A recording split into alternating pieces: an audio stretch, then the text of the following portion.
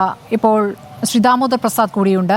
അദ്ദേഹം രാഷ്ട്രീയ നിരീക്ഷകനാണ്, ചിന്തകനാണ്. ശ്രീ ദാമോദർ പ്രസാദ്,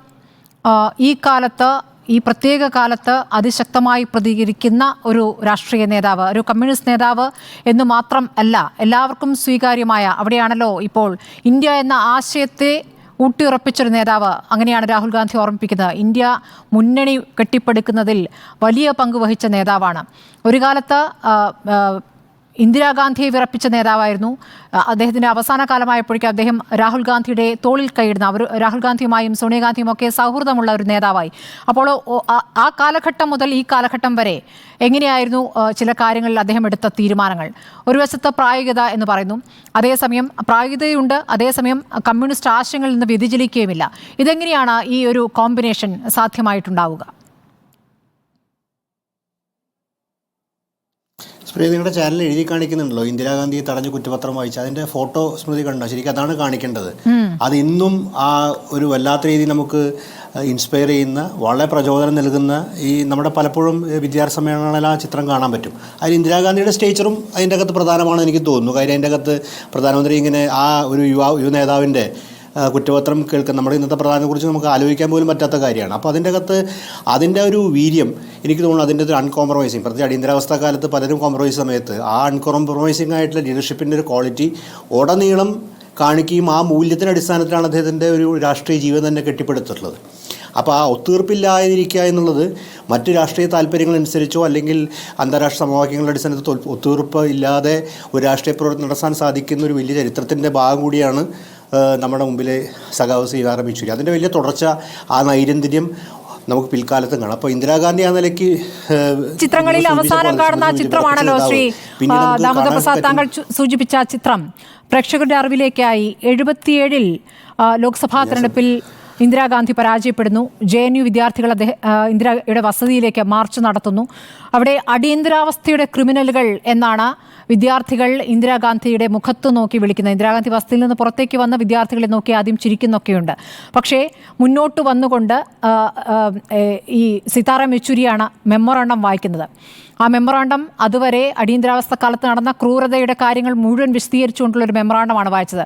ഇന്ദിരാഗാന്ധിയുടെ ചിരിയൊക്കെ മാഞ്ഞു, ഇന്ദിരാഗാന്ധി അകത്തേക്ക് പോയി. പിറ്റേന്ന് ഇന്ദിരാഗാന്ധിയുടെ രാജി, അതാണ് സംഭവിച്ചത്. അപ്പോൾ ആ കാലം മുതൽ, അതായത് പഠനകാലം മുതൽ അദ്ദേഹം എത്രത്തോളം ഈ വിപ്ലവ പ്രസ്ഥാനത്തോട് ചേർന്ന് പ്രവർത്തിച്ചു, എത്രത്തോളം ഊർജ്ജമാക്കാര്യത്തിലൂടെ നിലപാടുകൾ ഉണ്ടായിരുന്നു എന്ന് വ്യക്തമാക്കുന്ന ഒരു ചിത്രം കൂടിയാണത്. ശരി, താങ്കൾക്ക് തുടരാം ശ്രീ ദാമോദർ പ്രസാദ്. അപ്പോൾ ഇന്ത്യൻ ജനാധിപത്യത്തിൻ്റെ ഈ പ്രത്യേകത, സവിശേഷ കാലഘട്ടത്തിൽ ഇന്ത്യൻ ജനാധിപത്യം നേരിട്ട പ്രതിസന്ധികൾ എന്താണ്, അതിൻ്റെ പ്രതിബന്ധങ്ങൾ എന്താണ്, അതിനെ കൃത്യമായി വിശകലനം ചെയ്യാൻ അതിനോട് അതേ മനസ്സോടുകൂടി തന്നെ, ഒരു ഇടതുപക്ഷ മനസ്സോടുകൂടി, മാർക്സിസ്റ്റ് മനസ്സോടുകൂടി. ഒരു കാര്യം ശ്രദ്ധിക്കേണ്ട, ഒരു ലെനിനിസ്റ്റ് റൂൾ ബുക്ക് നേതാവായിരുന്നില്ല, അത് നമ്മൾ ശ്രദ്ധിക്കണം. മറ്റ് നേതാക്കളെ പോലെ നമ്മുടെ ഒരു കാഴ്ചയിൽ ലെനിനിസ്റ്റ് റൂൾ ബുക്ക് നേതാവായിരുന്നില്ല. കാരണം അതിനപ്പുറത്തേക്ക് അദ്ദേഹത്തിൻ്റെ ശരീരഭാഷയിലും പെരുമാറ്റത്തിനും അങ്ങനെ ലെനിനിസ്റ്റ് റൂൾ ബുക്ക് ശൈലി ഒരിക്കലും ഉണ്ടായിരുന്നില്ല. അദ്ദേഹം ആ നിലയ്ക്ക് വളരെ ജനകീയമായ സ്വഭാവം പ്രകടിപ്പിച്ചു. സുന്ദരയുടെയും ബസവപുന്നയുടെയൊക്കെ വലിയ ട്രഡീഷണൽ നേതാവാണ്. ആ റൂൾ ബുക്ക് സാധനം ഒരിക്കലുള്ള അദ്ദേഹത്തിൻ്റെ ശരീരഭാഷ നമുക്ക് കാണാൻ സാധിക്കില്ല.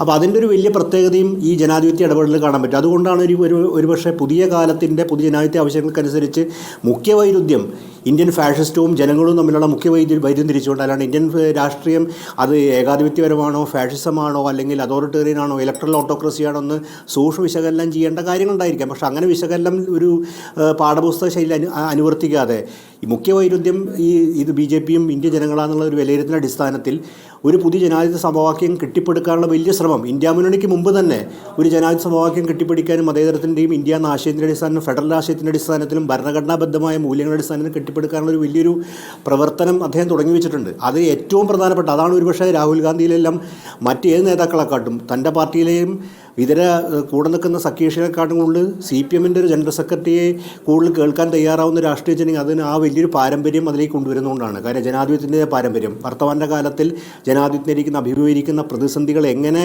അതിനെ നേരിടാം എന്നുള്ളൊരു പുതിയ സമവാക്യ, പുതിയ രാഷ്ട്രീയ സാഹചര്യങ്ങൾ അനുസരിച്ച് പുതിയ കെട്ടിപ്പടുക്കുക. അത് അദ്ദേഹത്തിന് തന്നെ പലതരത്തിലും പ്രതിസന്ധികൾ നേരിടേണ്ടി വന്നിട്ടുണ്ട്. കാര്യം പൂർണ്ണമായി പിന്തുണ അദ്ദേഹത്തിൻ്റെ സംഘടനയിൽ തന്നെ ലഭ്യമാണോ എന്നുള്ള കാര്യം നമുക്ക് പലപ്പോഴും ചർച്ചാ വിഷയമായിട്ടുണ്ട്. പക്ഷേ എന്നിരുന്നാലും നമുക്ക് മനസ്സിലാക്കാൻ പറ്റുന്ന കാര്യം, അദ്ദേഹം മുന്നോട്ട് വെച്ച പാതയാണ് ശരിയായ രാഷ്ട്രീയത്തിൻ്റെ പുതിയ കാലഘട്ടത്തിലേക്ക് അനിവാര്യമായ രാഷ്ട്രീയത്തെ സാധ്യമാക്കുന്നുള്ളത് നമ്മുടെ ഈ 2024 തെരഞ്ഞെടുപ്പും കൂടി തെളിയിച്ചതാണ്.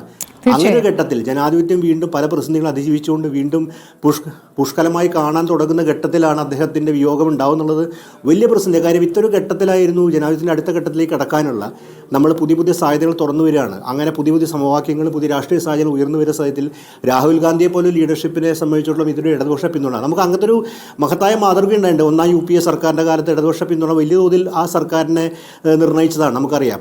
അത്തരം പുതിയ സാധ്യതകളിലേക്ക് പോകാനുള്ളൊരു ഘട്ടത്തിലാണ് അദ്ദേഹം ഈ രാഷ്ട്രീയ രംഗം എന്നും ജീവിതത്തിനൊക്കെ നമ്മൾ പിൻവാങ്ങുന്നുള്ളത് വലിയ വേദനാജനകമായിട്ടുള്ള കാര്യമാണ്. അതാണ് CPM എന്താണ് ദേശീയ രാഷ്ട്രീയത്തിൽ പ്രസക്തി, CPM എത്ര സീറ്റ് ഉണ്ട് എന്നൊക്കെ പരിഹസിക്കുന്നവർക്ക് കൃത്യമായൊരു മറുപടി ആകുന്നത് സീതാറാം യെച്ചൂരിയായിരുന്നു. അത് സീറ്റിന്റെ ബലത്തിലല്ല, ആ രാഷ്ട്രീയ നേതാവിനെ എത്രത്തോളം വിലമതിക്കുന്നു മുന്നണിയിൽ തന്നെ ബാക്കി രാഷ്ട്രീയ നേതാക്കൾ എന്ന് നമ്മൾ കണ്ടാണത്. BJP വിരുദ്ധ ചേരിയിലെ ഏറ്റവും പ്രധാനപ്പെട്ട മുഖം എന്ന നിലയ്ക്ക് തന്നെയാണ് യെച്ചൂരി ഓർമ്മിക്കപ്പെടുക.